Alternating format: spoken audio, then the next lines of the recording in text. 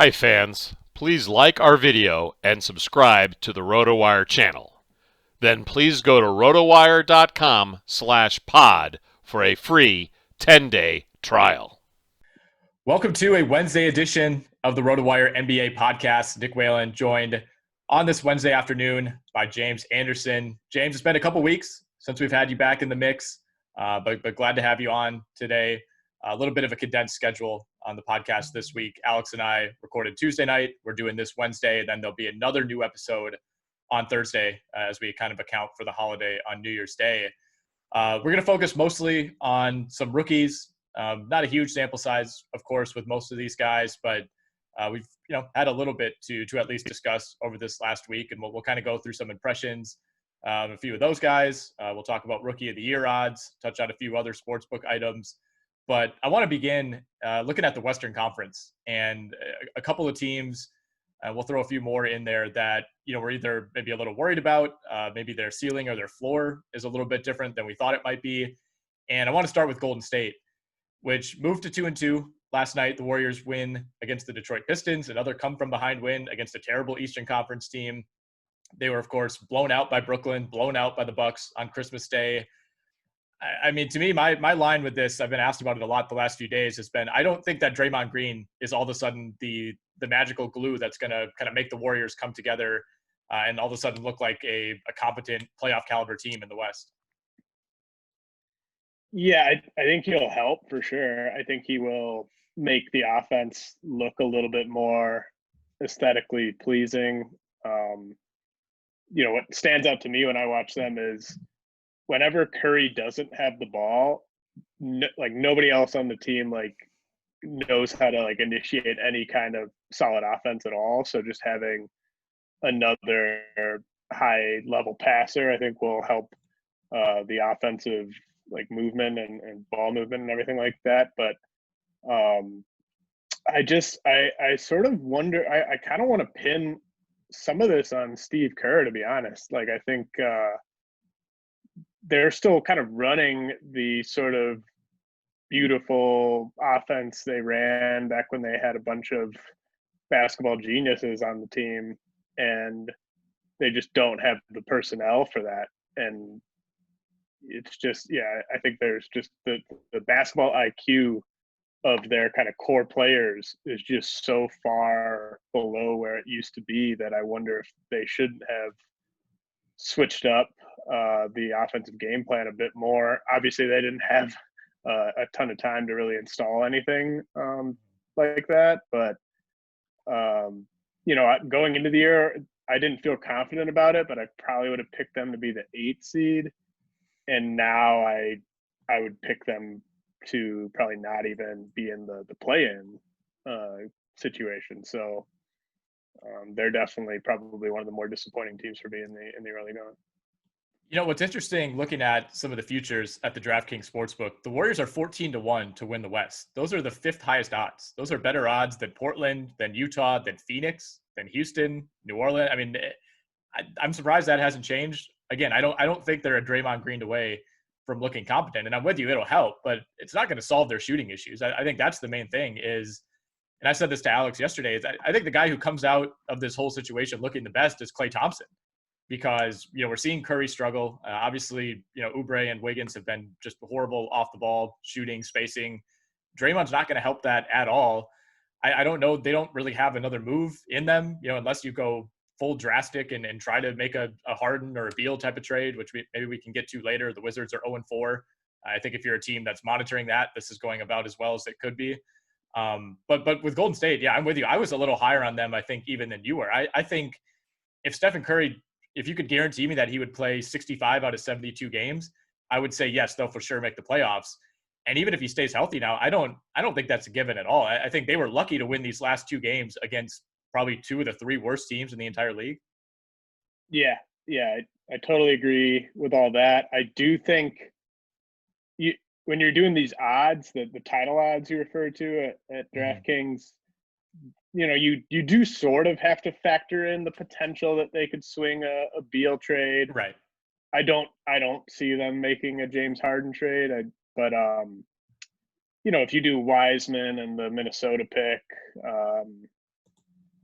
maybe that gets you into the mix for Brad Beal, but short of that, I mean, those odds are just crazy. I mean, they're going to be I think they're going to probably be underdogs in the vast majority of their Western Conference games, and yeah, they can beat up on these. I mean, there are some really bad teams out there, specifically in the East, but I just don't see how those odds make sense at all. I asked the same thing to Alex yesterday, and that was, does this make you feel any differently about Steph Curry, the player? Or is this just another, chalk it up to a poor supporting cast, maybe even worse than we thought? So I think he's the exact opposite of James Harden, where it's hard for him to play with a bunch of terrible players and drag them to the playoffs. But if you put him with good players, he can turn a team that's like a 4 or 5 seed into a number 1 seed, because he needs to be surrounded by other good players who are smart and know what they're doing. It's really more about just basketball IQ to me. Like, he needs to be surrounded by smart basketball players, because his game is so much about movement and just doing kind of all those little things to get open. And there's not much margin for error with that type of stuff. And I think maybe in his prime, like 6 years ago, you could have had him be this extremely high usage, like James Harden, Luka Doncic type of guy who just the ball kind of is with him on every possession. But I just don't think that that's a very sustainable way to go about it in the regular season at his age. So I think it doesn't necessarily change how I view him. I just think it kind of clarifies what type of piece he is. Like, he's not even like Russell Westbrook. Like, Steph Curry is just a way better player, like an all-time great to me compared to Russell Westbrook. But like the way Westbrook plays, like, he can drag a bunch of bad players to like a 500 record. But Steph Curry he can't be surrounded by guys like this and look like the best version of himself. Yeah, well, apparently you didn't see that Russell Westbrook had yet another triple-double last night. So I don't know. Apparently you're not looking at the numbers. I think you're right to say that he's the opposite of Harden, because a couple of weeks ago we were talking about how kind of ironic it is that a consensus top 5 player in the league is widely available, and half of the league is like, I don't know is it really worth adding this guy? I think if Steph Curry was in that situation, and it's bizarre to even imagine like Steph Curry, he's out at the club, he's demanding a trade from the Warriors. There's not a single team that would say, I don't know if we want to bring in this guy. And they're comparable in age, they're comparable in production. Like, it says a lot about the subtleties of their game, and then obviously the off-court stuff. Oh man, I mean, it would be pandemonium if Curry was available. I mean, the Sixers and like the Heat and those teams, like, just no brainer, like, put everything in. I think that's a good parallel. Yeah. So another team you wanted to hit on is the Pelicans, who were blown out by the Suns. If you talk to Shannon McEwen, I'm sure we'll hear about this tomorrow. This apparently cost him over $98,000 in a DFS contest because Devin Booker barely played and barely did anything in the second half. New Orleans has had some moments this season where, I thought maybe I was a little bit wrong about them. And then they have a game like this where they look a lot like last year's Pelicans. I think the struggles on the offensive end, to me, are a little bit more surprising. I mean, they've scored 98, 86 points in their last 3 games. They gave up 111 to Phoenix, only gave up 98 or 95, to San Antonio. So the defense has kind of come and gone. But, you and I both kind of thought this, their over-under for win percentage was a little bit high. It was projected, I think, like 6 or 7 games above their 82-game pace last year. And, you lose Drew Holiday, you bring in a vastly inferior player in Eric Bledsoe. I think a lot of it was built around the Zion hype.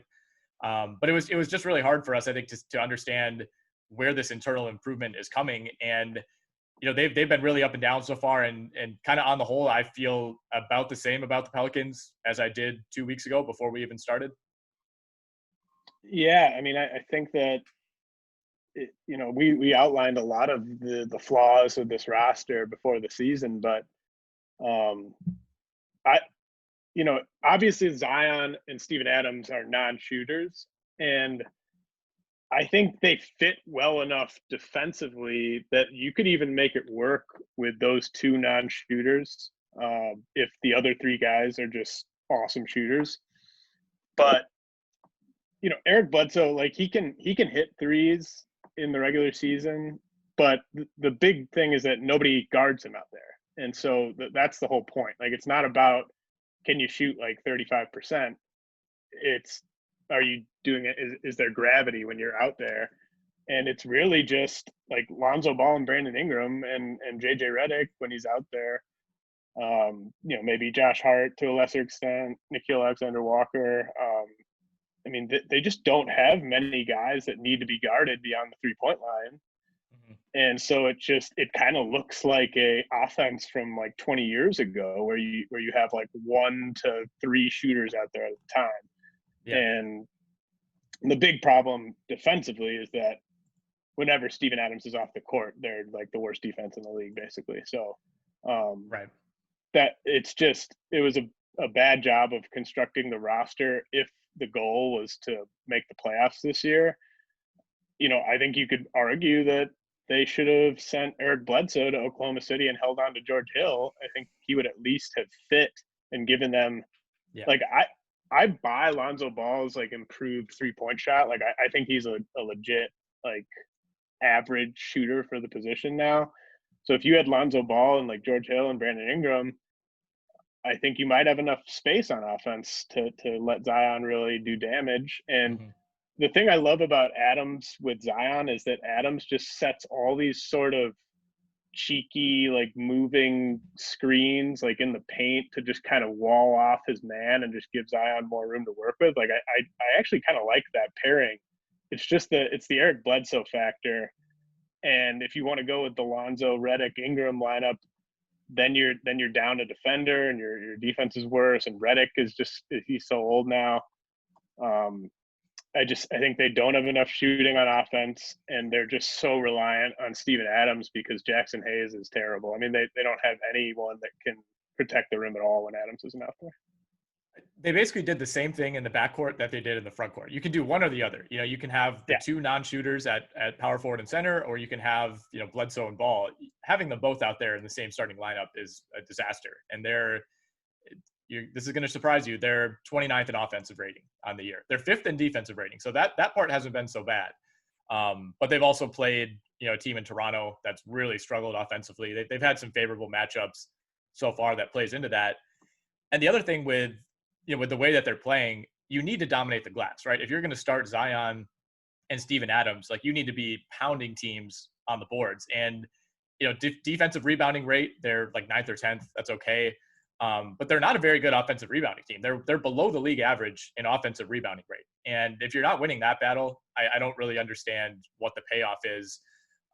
What have your impressions been of Zion Williamson, who has played a lot of minutes? I think that's been the biggest thing. He played 38 minutes in back-to-back games earlier this week and over the weekend.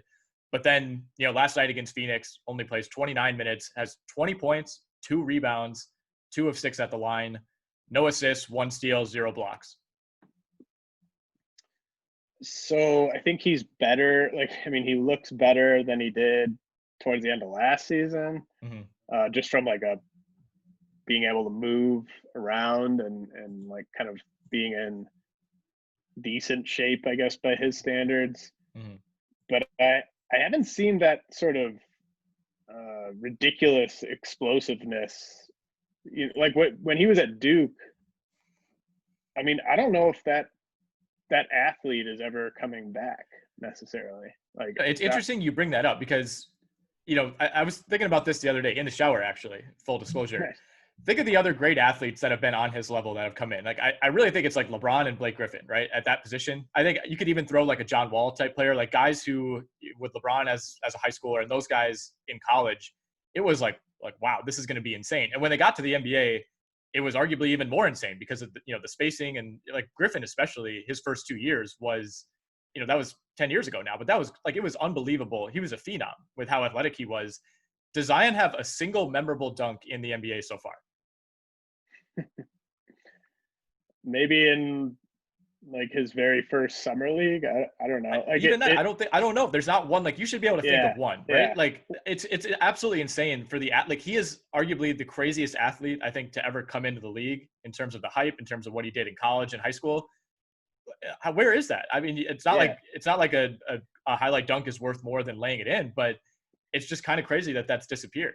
He's still like, he's almost kind of got like a Moses Malone type of game. Like, where it's just, he's so dominant on the offensive glass. He's so quick to get those second shots back up. He's so efficient, like, without dunking. Like, we're going to talk about James Wiseman in a bit. Like, he's kind of the opposite of that, where like, Zion's just a machine and he doesn't have to dunk it. And but yeah, you're that's what I was sort of getting at, is like that crazy nuclear athlete that just got everyone super excited at Duke. Maybe it's a thing where he's just still getting kind of into game shape, and maybe as he gets sort of further removed from those injuries, like, it might come back a little bit. But he doesn't necessarily need that to be a dominant post scorer, but he needs it to be a good defender. And I just don't see him ever getting to just even being like a above average defender, which I think should have been a realistic goal for him, given the athleticism coming out of college. Like, we saw him make some ridiculous defensive plays in college that were just all athleticism, and he just doesn't make those plays anymore. And that's why they had to go get a guy like Steven Adams and ridiculously overpay for him. Just to kind of get that guy in there that could anchor the defense. And yeah, I mean, I think it sucks, but I feel like we're going to get to the point in like a year or two where everyone's just like talking about how overrated Zion is. And like, I don't know. He's still a really good offensive player, but he's not the type of player that I sort of hoped he would be at this stage.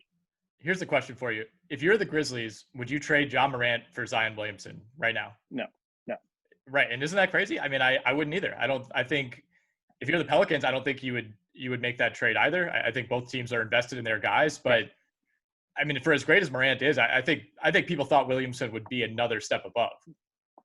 And like, Ja has his own durability concerns, just given the way he plays. I mean, he's already hurt. I mean, he's got that sort of frame where you worry about injuries, but he's just been on this sort of upward trajectory as a player that Zion's kind of going the other way almost, not necessarily skill wise, but just effectiveness. And like, Ja's never going to be a good defender either, but you can totally get by if your point guard is your worst defender.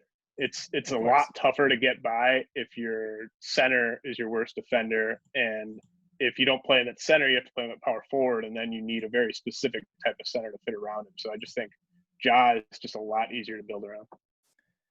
Zion has 2 blocks in 135 minutes. He's really not racking up assists. He's shooting barely 50% from the line. I mean, there are some concerns there, certainly. I mean, you don't want to pile on to a guy who's played like 20 career games, but it's just been a weird start to his career. I don't know how else to describe it. Like, it's not like he's a huge bust by any means, but it feels like he's playing well, but not in the ways that he should be. He kind of reminds me a little of Vladimir Guerrero Jr.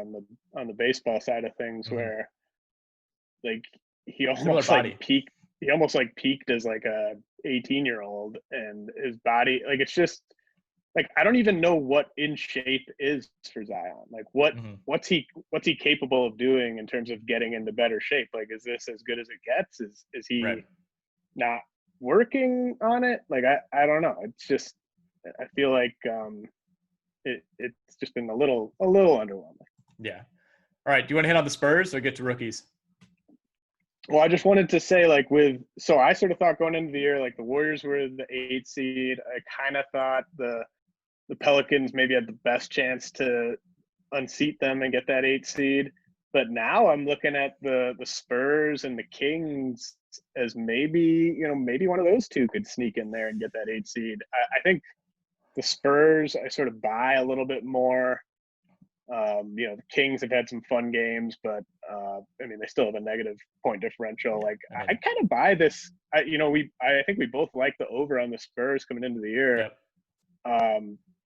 I'm regretting not making that one of my best bets because they've had Aldridge stretching the floor, DeRozan's taking some threes, and I love this collection of young guards and wings they have, and Derek White hasn't even played yet. So I really think the Spurs, they could go get that 8 seed. I think it's right there for them to go get. Yeah, I think so. I think with Morant out for probably a month, maybe a month and a half, Memphis is out of it. I think that pretty much seals the deal for them. Not that they were really a team that everybody loved, but I think with Golden State taking a step back, who knows what can happen with Houston. It's not like San Antonio is going to have to win 50 games to get that 8 seed. I think if they just play steady basketball, which they're more than capable of, it will be there for them. And yeah, DeRozan shooting threes is an interesting development. I think, didn't he only take like 40, if that, all of last year? Yeah, he's kind of gone up and down a little bit, I think, over the last couple of years. But yeah, he really did sort of hit rock bottom again last year. But it's just about those guys taking them. Like it doesn't even really matter how many of them go in. But as long as DeRozan and Aldridge are taking them out there, that gives them the space they need. He took 35 all of last year, and he's taken 8 over the last 2 games. Yeah. All right, let's get to rookies. We'll just kind of go down the list. We won't hit on everybody, but most of the guys who've been getting some run over the last week or so, we'll kind of check in on. And why don't we start at the top? Anthony Edwards.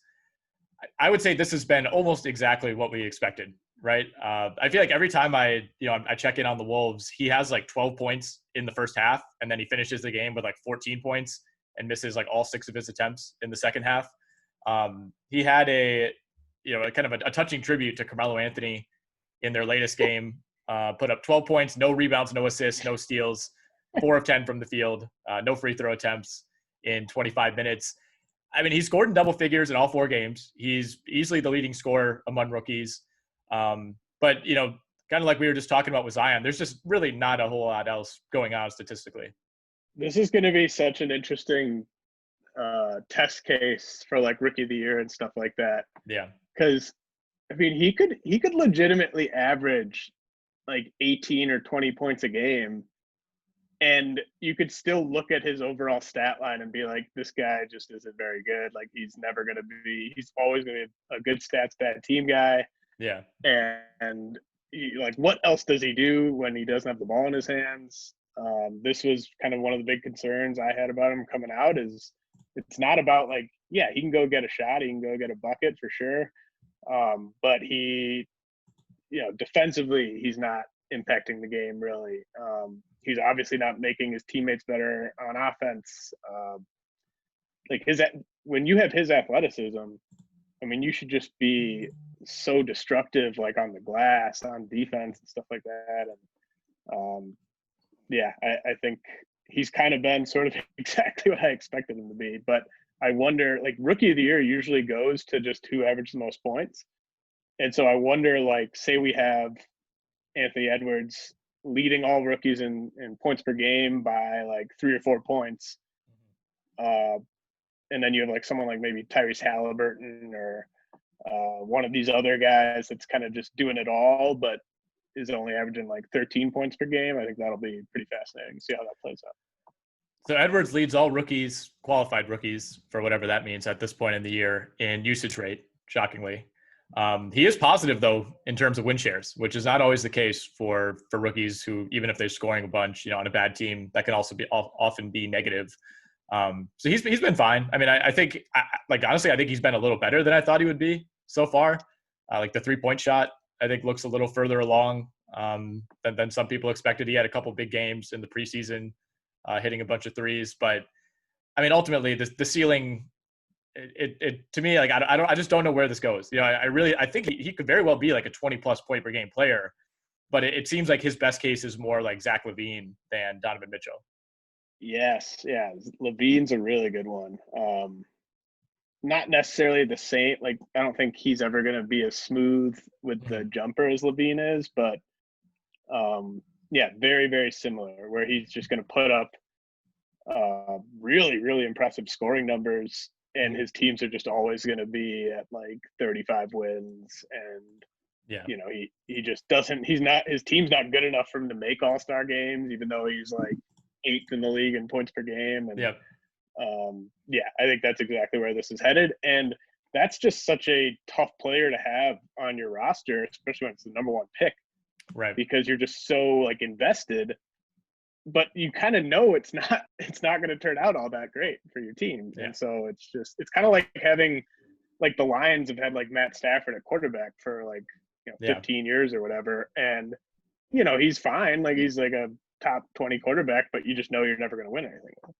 Joe Johnson is another name who comes to mind. Yeah. Like, I could see it going that way. At least Joe Johnson, like, at least prime Joe Johnson was pretty solid defensively. Yeah, that's true. What have been your impressions on Wiseman so far? So he's just like, the hype is just, it's way out of control, I think. You look at this, well, like, you look at the Warriors roster, and just the fact that they're kind of force feeding him these minutes. Yeah. Like, I don't think it should be that surprising that he's scoring points, at least those first 2 games. But defensively, like, yeah, he can get some highlight blocks and stuff like that, but he just really doesn't know what he's doing out there. And that shouldn't be a surprise. Like, nobody should be surprised by any of the flaws that we're going to talk about with Wiseman's game. But it's just the Warriors are in such a weird spot where they just don't have many competent basketball players. And they're also trying to develop this guy that they are extremely high on. They don't have great backup options behind him. So he's probably just going to continue to get minutes. And I think he's just going to be a net negative for them all season. Like, for fantasy, I think he will be very solid because he'll get you those blocks. He'll get you and the points and the rebounds and stuff that come with the minutes that he's going to get. But I mean, when he's taking these threes, like, I don't even think his field goal percentage is going to be that great. So, I was hoping, if we had a healthy Klay Thompson here, they just need a couple more guys so that all he's really asked to do are like a couple things. Whereas right now, I just think he's kind of getting overtaxed, and, I just think the overall sum is just not going to be a winning player in year 1, even though the numbers at the end of the year might look like Rookie of the Year numbers. I've been impressive with his peaks so far. Like that coast to coast, I think he got a rebound, and then it was against the Pistons, but I think he got around like Svi Mikhailuk, and then Euro stepped his way for a huge dunk last night. Like, he has those wild plays where you really see what he's capable of. But I'm with you. I mean, this season, I think he very well could be the Rookie of the Year, just because the minutes are going to be there. Maybe as the year goes on, if he can average a block and a half and like 8 rebounds and 11 points in a year like this, that might be more than enough. I guess so. A lot of the conversation, when you talk about a Harden or a Beal type of trade with the Warriors was, this unknown of James Wiseman. If you're the Warriors, and 2, if you're a team that would potentially be trading for him, do you feel like you want him more than you did before you had seen him play, or less? I don't. Maybe just a tiny bit less. I don't think he has been any worse than I expected. Yeah. Offensively, but I guess I was sort of hoping that is just knowing what to do defensively would be a little bit more ahead of where it is right now. Because, I mean, the blocks, people are just going to look at the blocks and be like, oh, this guy's great.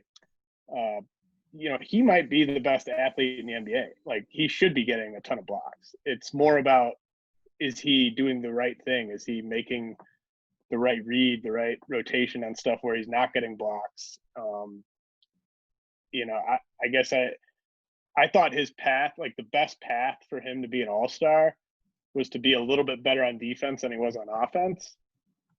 And I'm not so sure that that's going to be the case anymore. Like maybe he's a little closer to like James Wiseman or to DeAndre Ayton maybe. And, you know, he'll go to the foul line a lot more than Ayton will, but yeah, I haven't seen the sort of defensive instincts that I was sort of hoping to see, but really just a small downgrade. I still think he's definitely a blue chip prospect still. So I would still want him in a trade. You know, does he have more value than that Minnesota pick? I'm gonna say no. I think it's close. I would say for a lot of teams it's probably even, but the way that the Timberwolves are looking and going to be without Towns for who knows how long, I think that pick looks even better. Although is it top 1 protected, top 3 protected? I think it's top 3 protected. I think it's top 3, but I mean it's probably coming in pretty shortly after that. All right, let's go to LaMelo Ball, and then we'll go a little more quickly through some of the wings and, you know, Killian Hayes and those guys. But you were a big LaMelo guy. You're heavily invested in LaMelo in fantasy leagues. I've been a little more skeptical. He's been up and down so far. I mean, it was one like pretty bad game on opening night. The 3-point shootings come around over the last 2. Had a pretty nice, well-rounded line against Brooklyn the other night. All in all, I mean, no real reason to panic. I have my doubts about how effective he'll be in fantasy as a rookie, but I think long term, you know, there's been nothing over these first 3 games that are really causing, you know, alarm one way or the other. Yeah, the shooting percentages are tough for fantasy. Like I think he could shoot under 40% as a rookie, but the thing is, like, coming in, like, I was definitely very high on him. Like, I still am very high on him. Was an easy call at number 1 for me. But I didn't think he was going to be an efficient scorer this year by any stretch. I think that would have been kind of crazy to come in with those expectations, given what he did in Australia. But what, you know, I mean, he is still hitting threes at a good clip, and he's taking – like, he takes hard threes and he's making threes. Like, I think that if you – and he's a guy that's just like always, like, he always sort of laughed at those concerns about him in terms of being a 3-point shooter, because like being a 3-point shooter is sort of what he's been known for most of his life. So I think that he's going to be a guy that you have to guard from 3. And I think he's going to be one of the 5 best passers in the league in like a year or 2. I mean, he can already make some of the best passes in the league, but just in terms of just consistency, I think he'll be one of those guys in a year or 2. And he's been better defensively and on the glass than I think anyone was expecting. I mean, he's averaging, I think, more rebounds than assists right now. And he is he's big enough and he's smart enough that he kind of gives you some more versatility defensively, where you don't have to, you know, like when Trae Young's terrible at defense or Ja Morant is bad at defense, like, you know that you can only put them on like 1 or 2 guys on the other team just because of their size. But you can hide LaMelo on kind of whoever you want, just given how big he is. So, you know, I don't think the field goal percentage or the free throw percentage are going to be good at all this year, but you shouldn't have been expecting them to be. And I think if you look at the rest of the package, like 2-3 years down the road, I mean, this is a guy that could be averaging close to a triple-double, and a guy that could be really just a guy that you want the ball in his hands. And I think his teammates already love him. And how could you not love playing with a guy that gets you so many easy dunks and stuff like that? Yeah. So I just think that he's been about as expected for me, and I was really high on him. I was at 3 games in, plus a preseason, an abbreviated preseason. He already has more wild plays than Lonzo's had his entire NBA career. Like, he's, in a lot of ways, like, he's kind of like the savant level passer that I think people thought Lonzo was. And Lonzo's a very good passer. He's not. I don't think he's a great passer in the NBA. I think he's a great, like, throw it up the court, get the ball moving type of player. But, like, I mean, LaMelo, like, there's something about just having the confidence to go behind the back in, like, your second NBA game and, you know, flip it up over your shoulder for a no-look alley-oop. Like, only certain players throw passes like that, you know? And I think the fact that he has that level of confidence already, Even if it's going to be a turnover sometimes, even if the assist numbers aren't crazy right away, it's very, very clear from the jump. And this was the case in the preseason that the passing is there. And like you said, with the rebounding, I mean, that was his rebounding numbers were awesome overseas. It was just a question of whether that would translate. And it clearly has. They were great in the preseason as well. I don't know that I ever see him being a great scorer, but I think, he could have like some of those Jason Kidd type of seasons where it's like 14.5 points, 10.5 rebounds, 11 assists, that type of thing. That's well within reason down the road. The thing he really needs to get better at is finishing. Only been to the line twice so far. And he's just got a lot of room for improvement there. Like any sort of scoring inside the arc, there's a lot of room for improvement. But, this is kind of where most point guards with his like age and experience are when they come into the league. Like you don't usually come into the league and just you're an awesome finisher. Right. All right. Let's group Patrick Williams, Isaac Okoro together. Two wings in Chicago and Cleveland. Okoro got hurt early on, has missed a couple of games, so we don't have much of a sample there, although he looked pretty good in the preseason. Patrick Williams has looked, I think, more ready than most expected that he would. And I think we kind of thought the Bulls would maybe be deep enough, and they've been terrible, but maybe deep enough that they wouldn't really have to play him all that much. It would be kind of a developmental year. He started all 4 games. He's played 20-plus minutes in all 4 games. Hasn't been great in any one area, but he's just looked really competent overall, been solid on defense, has at least one made 3 in every game so far. Super, super early, but that was kind of a reach on draft night, and it looks like a hit so far. Yeah, I'm feeling pretty good about that Bulls under right now. I thought Patrick Williams would just be someone that was just a total project in year one, where like you'd see some flashes, but he's been way more ready than I thought he would be. I think it helps that he has some defensive chops on this team because very few players on this roster do. So that will give him the playing time edge, but maybe he wouldn't be, even if we redid the draft, he might not be my pick at 4, but I think it's certainly a defensible pick. And do you have anything on Okoro? Yeah, I don't think we got a chance to pod after his sort of mini preseason run. Yeah. But I like that pick a lot more. I mean, I thought it was a fine pick at the time, but I think it was a home run pick for that team, especially given their needs and their roster. Because like if you told me just going into the draft that this was a guy that could be like a 35% 3-point shooter, I think you could make a case for him as high as 1 or 2.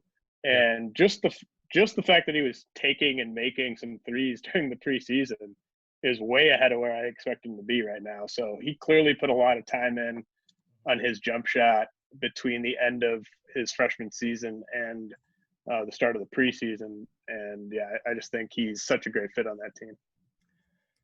Killian Hayes, off to a tough start in Detroit. Virtually everybody on that team, except for Josh Jackson, has not been playing very well. Blake Griffin looks like maybe he's banged up. That's kind of going the way that most of us thought it would.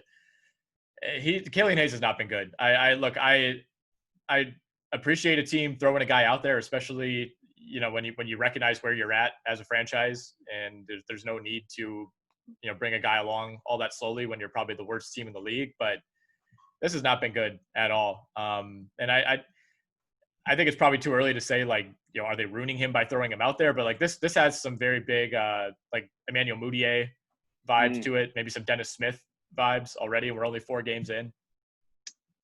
Yeah. Sadly, I can't object to you bringing up those names. Dennis Smith is definitely way better than this as a rookie. Yeah, Dennis Smith has just been in some bad situations, honestly. Also, Detroit, not having any interest in signing Christian Wood to what was that all about?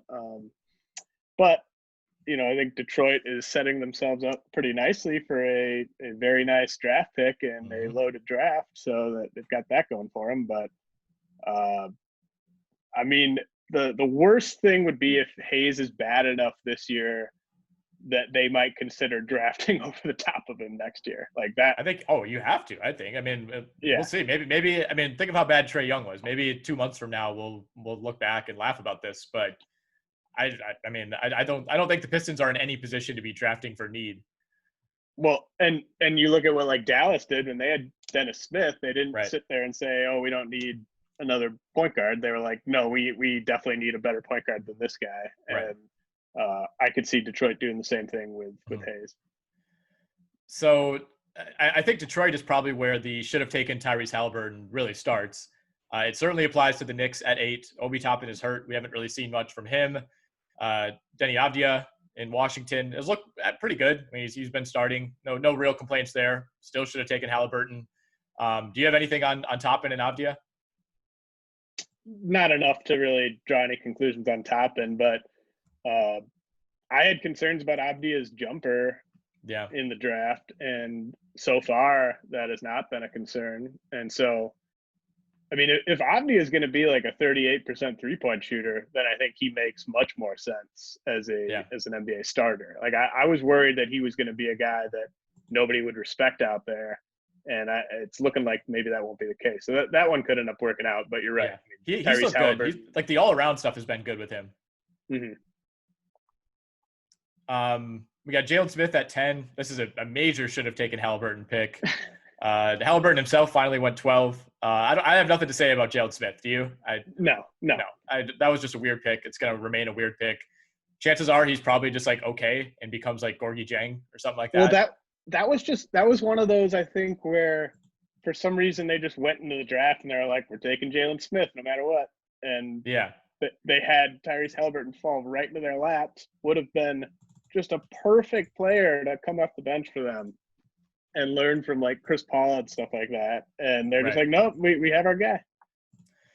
Yeah, that was bizarre. That also felt like kind of a drafting for need and like just saying like, oh, well, we could use a backup big man who's going to give us minutes this year. This guy's a big man. We'll just take him. I think Achiuwa would have been a nicer pick there. We'll get to him in a little bit, but man, I've been champing at the bit to talk about Halliburton, who was awesome last night in that Kings win. The confidence is there. I didn't realize that he's like that much of a personality. He's like talking sauce on Twitter already. His interviews have been hilarious. It really sucks that he's in Sacramento. Like I would have loved to see him at a place where he's going to get a little more pub and maybe be on like a slightly better team or with a stable organization. But on the flip side, that's one of the only teams that, even if he's looked this good, not many teams could offer him like 30 minutes a night. And that's the way this might be trending. I mean, he's already averaging north of 25 minutes a night. He's looked really, really good. Wiseman, Ball, Edwards, obviously those guys are, I wouldn't say they're in a different class, but they were kind of the blue chip guys coming in. I don't think you're ready to pull the plug on them, but have we gotten an answer at all why Halliburton fell? I mean, you watched the kind of dumbed down ESPN broadcast of the draft and they didn't even address it. It was just like, oh, he went 12. Great. Like that was a pretty big deal that he fell. I was like, yeah. I mean, it was bizarre. We've heard nothing about his medicals, nothing about off court. The jumper still looks weird, but he hit like a 28-foot three last night in a huge spot. I mean, the confidence, he's been everything I hoped he would be. Yeah, man. I thought he was going to go, I was texting with my father-in-law on draft night who has seen Halliburton play a lot in high school. And I was like, yeah, I think he might go 4 here. And I was like, I think he might go here. And then it's like, I look like the huge idiot because I thought Tyrese Halliburton was going to go like top 5 or 6 and he falls to 12. And it's just one of the more confusing things that I can remember on a draft where I think there were even more people pumping up Halliburton as like a great guy to take where sort of we thought he would go. Yeah. Than even people in the media pumping up Luka as a guy that should have got number 1 in his draft. Like, why was everyone basically in on Halliburton except for 5 or 6 teams picking in the middle of the lottery? It's so bizarre that he fell this far. Like, tons of smart people thought he was a no doubt top 5 prospect in this class. And really I remember trying to get, I wanted him so bad in a bunch of fantasy leagues, and the price just kept going up and up. And and I was just like, I can't pull the trigger there. Yeah. But I mean, man, he's like the best case of what I hoped he could be.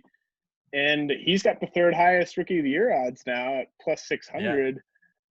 Yeah. And I mean, if the Kings even just get into the play-in game and he's just clearly a winning player, I mean, even if he's only averaging like 12 points a game, if he's averaging like some assists and some steals and he's kind of part of the reason why this Kings team surprises everyone, I could totally see the voters rewarding him over a guy like Wiseman or Edwards on a non-playoff team.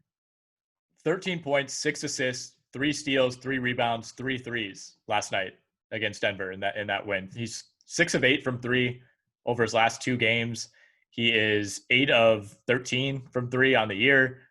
I mean, again, the jump shot looks ridiculous. It's one of the weirder shots you'll see, but it's not. It's not like it's not fundamentally sound. Like that's kind of the key difference. It's not like with Lonzo, the ball's over here. You can see there are clear issues. Like his elbows lined up. Everything just looks weird. It's a push shot, but there's not like a whole lot of mechanical concern with it. I think the reason why like he wasn't in the mix to go like 2 or anything like that is just because you can't really picture him getting that shot off the dribble with a defender right. like all over him, because it does take like a minute for him to get it off. But I mean, he kind of looks like he's going to be like one of these just ultimate glue guys who just average it. Like he's just a fantasy stud who just helps you everywhere. And then maybe he never averages like 25 points a game or anything like that. But if he's over 5 assists, over 4 rebounds, over like a steal and a half, and shoot really good efficiency, obviously from 3. And I mean, he's just looking really, really impressive. And it's so crazy to me how NBA general managers, they're still like as dumb as a lot of us sometimes with this stuff. It seemed obvious, and now it looks even more obvious. And like as much as like Patrick Williams looks good, like I mean the Bulls could have used him at 4 there, I think. And obviously the Pistons, I mean even the Hawks, I know they wanted to address defense, and I like the Okoro fit in Cleveland, but I mean really all of these teams outside of the top 3, I think you can make a case that they screwed up by not taking them. Especially in this draft too, where I mean this was the draft of all drafts to take whoever you want. You weren't going to get criticized. You could have taken Haliburton at 3 and it wouldn't have been that crazy. It wasn't one of those drafts where you had, all right, here's the defined top 9 guys. These guys are going in some order.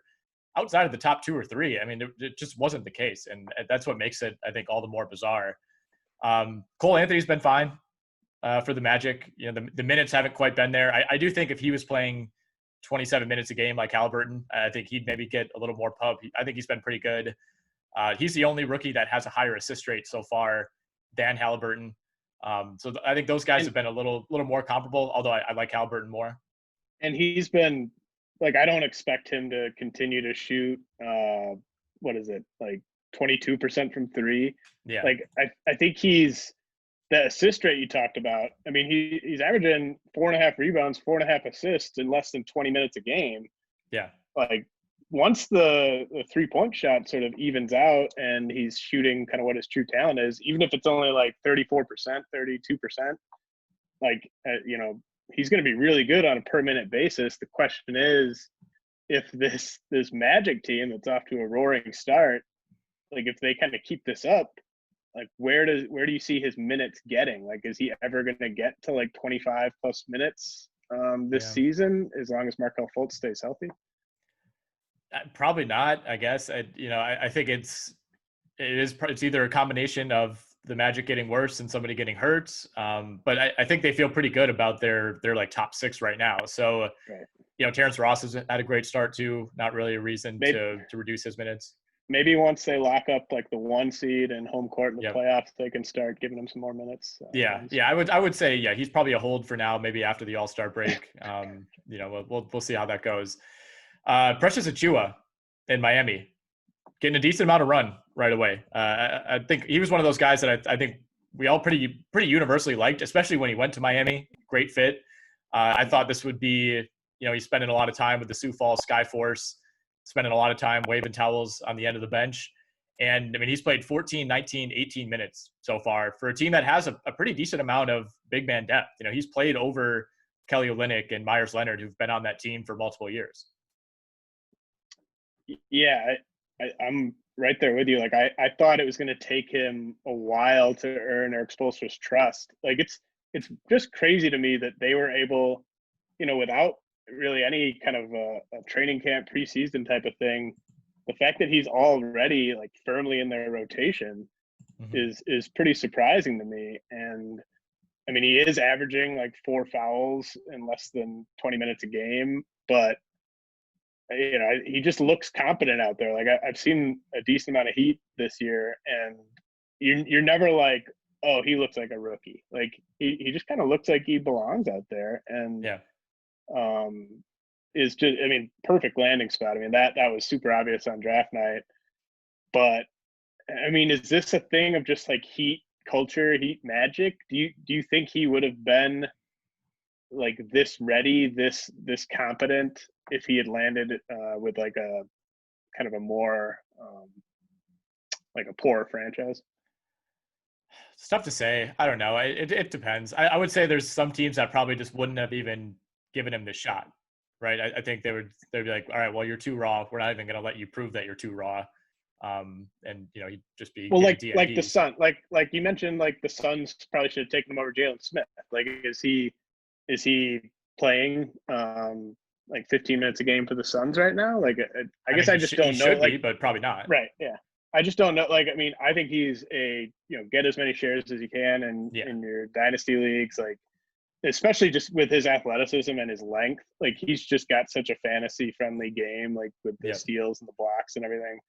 And the thing that I love so much about the fit in Miami is that you knew that they weren't going to let him go out there and try to be this like on ball, like shot creator guy that he tried to be at Memphis. No. So it's such a nice fit, and it's kind of scary. Like the Heat now, all of a sudden, like, when you develop guys like Tyler Hero, Precious Achiuwa, you don't want to trade them away, but all of a sudden you got a couple really interesting young pieces that maybe that could like top a Golden State type of offer. Yeah, I think Duncan Robinson as well. I mean, the fact that you could potentially swing a trade like that and not have to give up Bam Adebayo or Jimmy Butler is insane, right? I mean, you're potentially getting James Harden and not having to give up those two guys says a lot about the assets that you're able to accumulate. All right, I want to finish out on Rookie of the Year odds. These are updated on the DraftKings Sportsbook. You hinted at a few of these as we went through the names. Wiseman's the favorite at plus 225. Edwards plus 350. Halliburton up to 6-1. LaMelo has fallen down to 7-1. Then you got Toppin at 10-1, and then a pretty big gap down to Cole Anthony 25, Killian Hayes 33, Okoro 33, Peyton Pritchard 33, Williams 33, and then Achiuwa, Maxey, Avdia. Those guys are all at 50-1. Yeah, I think Halliburton at 6-1 is a good bet. I think LaMelo at 7-1, like, the field goal percentage, it's going to be tough to win Rookie of the Year if you're shooting like 39% from the field. But I mean, he could end the year averaging like 14 points and 5 assists and 5 rebounds or something like that. So I don't even mind LaMelo at 7-1.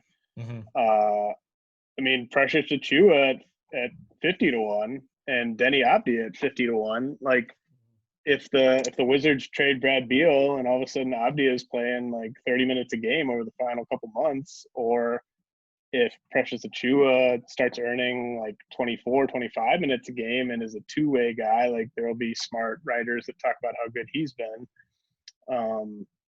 But realistically, I think those top 4 guys, like the winner probably does come out of that range. And I think you have Wiseman and Edwards who are going to have this sort of old school statistical, like points per game, rebounds, that type of thing, that type of case for it. But they'll be on pretty bad teams. And then Halliburton's going to be sort of the advanced statistics guy that people are going to point to. Like Kevin Pelton will probably write something about how Tyrese Halliburton should be Rookie of the Year. And then I think LaMelo is just the talented wild card guy, where he's talented enough that he could just come and take it. So to me, I think it comes from one of those 4 guys. Gambling wise or betting wise, I would put money on Halliburton right now at that number. I think there's a pretty good chance that he's not going to fall much further than 6-1. Anthony at 25-1, that's still a decent amount of value there. I feel a little bit less confident about that now than I did 2 weeks ago, but at 25, I don't know. I mean, you should have bought it when it was at 40-1 when we were talking about it. Then 25-1, it's a little less appealing. I am with you on Avdia because team record doesn't really matter for Rookie of the Year. The Wizards look terrible. But he's one of only a few rookies who's actually starting and projects to have more value, I think, as the year goes on. Maybe we see more Bertans, and they are getting Hachimura back tomorrow, so maybe that changes things. But his all around numbers have been really impressive. Like the passing has definitely been there. He's not like a volume rebounder, but it's conceivable he could end the year with like 12 or 13 points, 5 or 6 rebounds, 4 or 5 assists. Maybe it would take an injury to somebody ahead of him to really vault him into the race, but that's well within reason. Well, if they trade, do you think Brad Beal is going to ask out, like even if it's not publicly, even if it's just like behind closed doors, like say they're like 6-18 or something like that? That would be pretty probable. And so at that point, I think you could make a case that Avdia is the second best player on the team behind Westbrook. So like maybe he would just play 30 minutes a game. Like I think that's possible. Yeah, the Beal thing, like I said at the top, I think is going perfectly if you're a team that's been waiting on that.